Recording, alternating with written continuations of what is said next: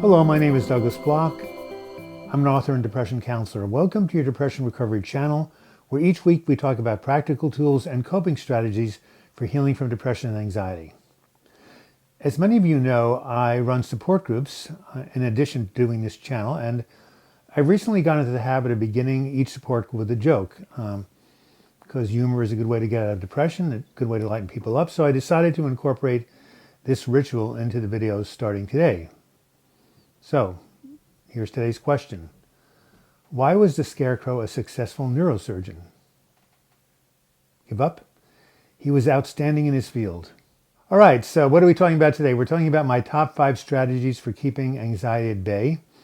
And the reason I decided to do this is that even though this is a channel on depression, it turns out that 80% of those people who have depression also have anxiety. And that must mean many of you, including myself. And I know what it's like to feel like, as you must feel, a constant set of dread or jumping out of your skin, or you can't focus, or you feel like you're going to die if you have a panic attack. So what I would like to do now is to share my top 5 strategies for overcoming anxiety or keeping it at bay. They've worked for me, and I hope they'll work for you. My first strategy is exercise. That should come as no surprise because I've made a number of videos on exercise and depression. Well, it turns out that exercise also helps with anxiety. And I learned this lesson firsthand during my episode way back when of agitated depression, when I would wake up in the morning and feel as if someone had injected me with 6 cups of espresso. I would hop out of bed and be highly anxious. It seemed like some sort of demon was taking over my body. I would pace back and forth, back and forth, back and forth, sometimes hitting myself in my head. I was driving myself nuts, and I couldn't stop it. And then one day, I got a call right in the middle of my agitation from a good friend named Teresa, who was a nurse practitioner. And when I told her what was going on, she said, "Douglas, don't you know the only way that you're going to burn out these or burn off these agitating chemicals out of your adrenal system is through intense exercise? I suggest you go somewhere like a gym and work out as hard as you can, and soon you'll feel better." After I got off the phone with Teresa, the first thing I did was I called a good friend and asked her to drive me to my neighborhood swimming pool.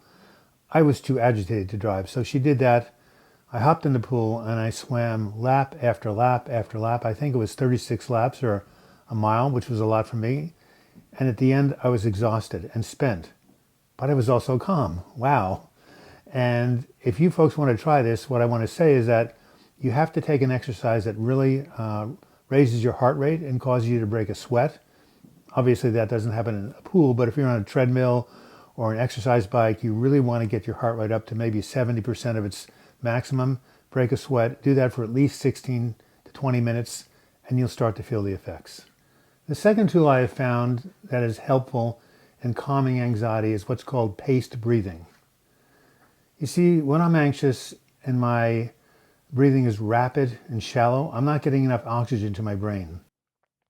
So what I do is I'll sit down and start to breathe in the following way. I'll breathe in to the count of 4, hold for the count of 2, breathe out for the count of 8, and hold for the count of 2. I'll do that 10 times, and I'll notice that I'm calmer than before I began. Now, there are many variations on this. When my nephew was in recovery and went to a treatment center, they taught him what's called square breathing, which is just like it sounds. You breathe in for the count of 4, hold for 4, breathe out for 4, and hold for 4. That also seems to work. Now, the first time I actually learned about this was the necessity is the mother of invention. You've heard that term. I was many years ago in San Francisco on a book tour, and I was supposed to have a radio interview about 1 o'clock in some building in San Francisco. It was maybe 12:30, and I couldn't figure out how to find the building. Now, this was before GPS and even before cell phones. So I started to panic, and I felt myself panicking. And what I did is I went to a coffee shop, sat down, closed my eyes, held myself, and breathed very deeply and slowly, and I calmed myself down. And when that happened, I had enough presence of mind to see that I had a map with the location on it, and I was able to find myself to the radio station and do the interview. So again, slow down, take some deep breaths, and you'll find that you'll feel more relaxed. My third time-tested technique for overcoming anxiety is called progressive muscle relaxation. It's based on the theory that you can't be anxious when your muscles are in a deep state of relaxation, just the opposite of what happens when you're in a fight or flight state. This technique is pretty simple. It just involves tensing and relaxing pairs of muscles, starting with your feet, then your calves, your thighs, your abdomen, your chest, your arms, shoulders, hands, neck, face, top of head. You just do that very systematically, one step at a time. It's very powerful and it really seems to calm people down. And also it prevents anxiety from happening. I did a video on this, and there are many other excellent videos on YouTube that talk about this simple yet effective technique. Now, you don't have to do progressive muscle relaxation to get your muscles to relax. One way to do so is to get therapeutic massage. I remember, when I went to massage school back in Eugene, and I won't even say when, people were charging $10 a massage. Now it's 80. Anyway, it's become much more popular because it's really so effective. And I remember during my agitated depression, I scheduled a session with my friend Rianne every Wednesday at 3 p.m. And I remember looking forward to that time week after week because I knew it was one time when I could really relax and be lifted out of my anxiety hell. Another muscle relaxation technique I used during my depressive episode was to sit in a hot tub and let the warm water and the jets calm me down. Fortunately, there was a jacuzzi right where I did my lap swim, and I used to hop into it right after the swim and have a few moments of peace. Now that I'm not as anxious, I still have a hot tub on my back deck, and I use that to relax me before sleeping because I still have a partial sleeping disorder. And with the hot tub, at least I know I'll fall asleep and usually sleep through the night. My fourth strategy for overcoming anxiety is to reach out and connect with other people. Now, I've been talking about this during many of these videos. And think about it. When a child is upset and cries out, what does it want? It wants a parent to come and hold it and whisper words of reassurance. Well, that child in us never dies. I discovered this technique, again, many years ago when I was agitated. This was before there were cell phones or even cordless phones. I remember being in a rental house down in Eugene, and I decided to call up the crisis line. But before I did so, I first filled up a bathtub with warm water, and then I took a corded phone with a very, very long cord and plunked myself into the water with the phone in my hand. I then called the crisis line and started talking to a person. For 30 minutes, the connecting with the person, the getting the words of reassurance, and the warm water seemed to calm me down. Now, it looked ridiculous. As a matter of fact, when my roommate came in, he said, "Bloch, what are you doing? This is totally absurd." But he had to admit it worked.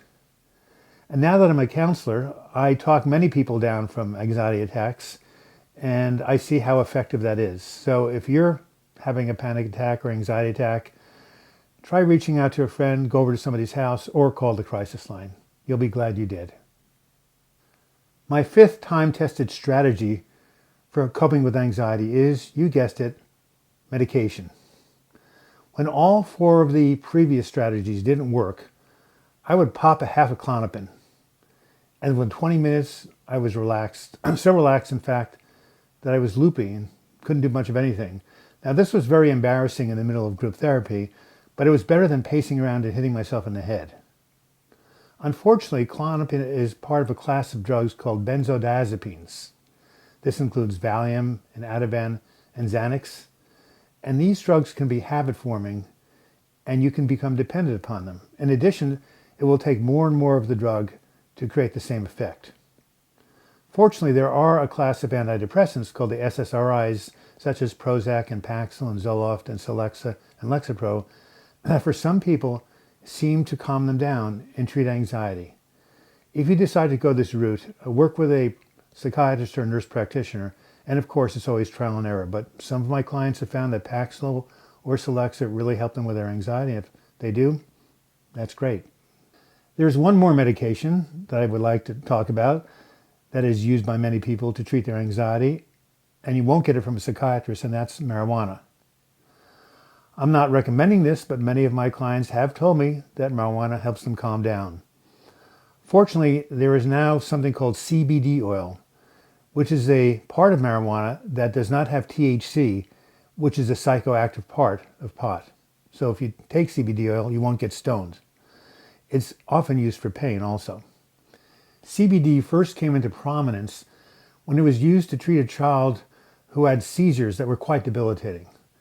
This was shown on national TV and it caused quite a stir. You see, CBD oil is an anticonvulsant, and so is Klonopin. And since Klonopin relaxes you, why not CBD oil? And in fact, it does the trick for many of my clients. So in review, these are my top 5 strategies for keeping anxiety at bay. Intense exercise, paced breathing, progressive muscle relaxation, connecting with others, and medication. Oh no, yes, there's one I just remembered that I haven't mentioned. I just learned about it. It's called the dive response. What you do is you put your face in a sink of cold water and hold your breath, and somehow this activates the same experience that a diver would have underwater, and this activates the parasympathetic nervous system and relaxation response. The other thing you can do if you don't have a cold water to put your face in is take a gel pack like this, put it over your eyes, and breathe deeply. Now, I learned this from my DBT therapist. She claims that it works. I'd like some of you to try it out and let me know if it works for you. This has been Douglas Bloch. Thank you for watching this video. I hope you learned something from it. If you want to give it a like, I'd really appreciate it. You can do so. And if you have any questions for me, you can leave them in the comments section or email me, douglasbloch@gmail.com. If you want to subscribe to my channel during the closing credits, click on my photo and you'll be taken to that page.